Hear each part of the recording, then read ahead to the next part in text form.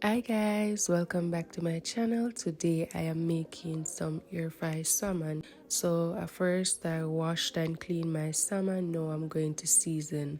I'm going to add a tablespoon of oil along with a variety of powder seasonings.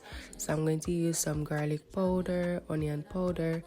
I am also going to use some seafood seasoning and a little all-purpose seasoning. I'm also going to add some black pepper, and in addition to that I am going to use some lime juice, and I'm going to combine everything together and it's ready to put in the air fryer.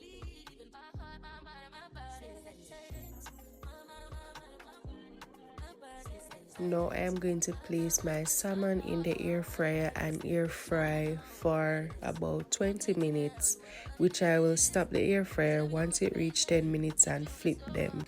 And then I will remove and they are ready to serve.